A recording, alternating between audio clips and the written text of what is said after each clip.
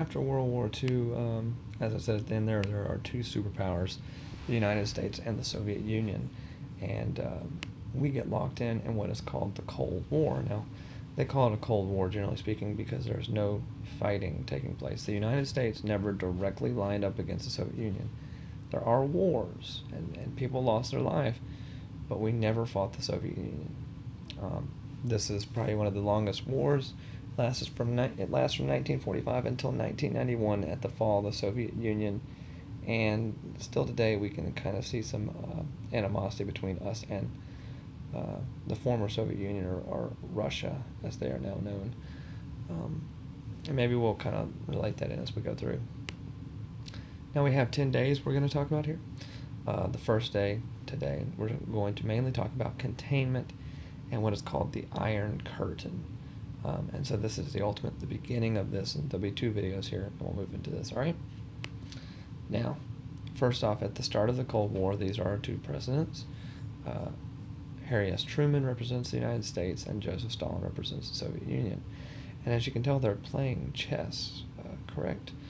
And this is a great way to envision the Cold War, because the Cold War is more or less a ideological battle over politics, over power, and it's more of a, I'm going to make this move.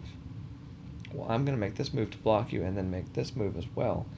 And if you kind of think of it in that light, it might help you out. So the Cold War is not a traditional war like World War I, World War II, but rather it's based on politics and which is better. A democratic republic like the United States, or a Soviet Union based on communism. And so, as I said, these are the two countries involved. Notice the United States flag. It's now this. And then we also have the Soviet Union changes their flag to look like this. Now, Joseph Stalin, and I'm kind of skipping around here for a second, decides he wants to take over things. And if you remember, at the Yalta Conference, they basically agreed on self-determination. Let the countries decide what they want. The only problem with that is that Stalin didn't want that. Stalin wanted some other things. So let me go show you this, and I'll go back to that. And so here's the Soviet Union, correct? And the Soviet Union will begin to spread into these satellite nations that are supposed to have what? Self-determination. Now, we call this process of spreading communism, we call it communization. The ization suffix means the process of becoming something. In this case, the process of becoming communist.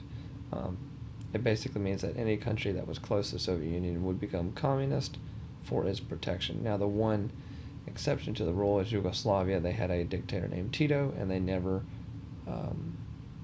became communist. They kind of ran their own little ship. We can talk about that later on.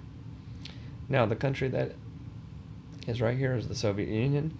The Soviet Union's full name is the Union of Soviet Socialist Republics. So it's a lot of little countries that make up something big. When it's split up, I mean, the Ukraine is created out of this, Georgia,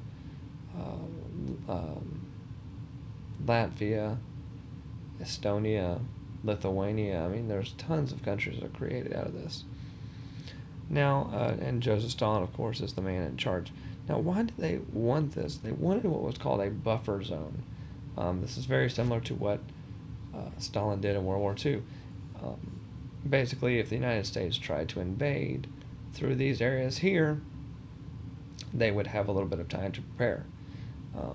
He was convinced that. Now, in kind of a more modern thing, I'm going to go ahead and talk about this. There's actually been a really interesting thing that's happening in the country of the Ukraine right now. And that is the fact that the Ukraine is a member of the, they're not a member of the United Nations, but they're kind of off on their own.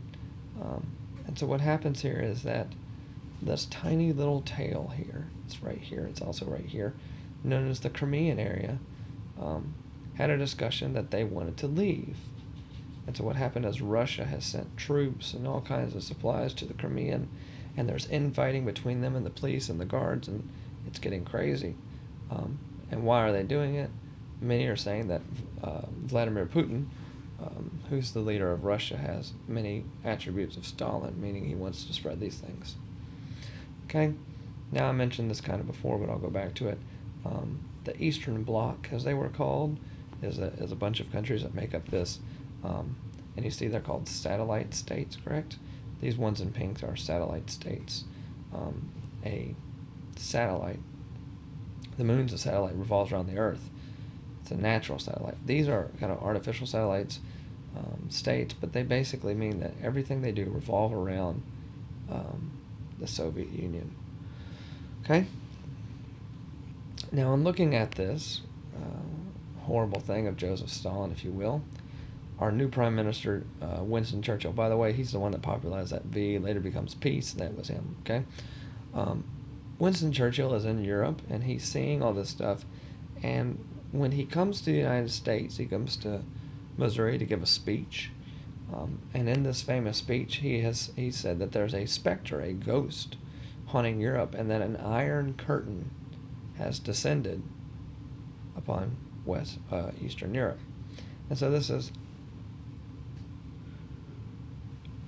the mentality here of this. Now, there wasn't really a figurative, a literal, it was figurative, it wasn't literal iron curtain, there wasn't this thing here, but he's basically meaning that Europe is being divided based on ideologies. To the west, democratic, to the east, communist, and this cannot happen.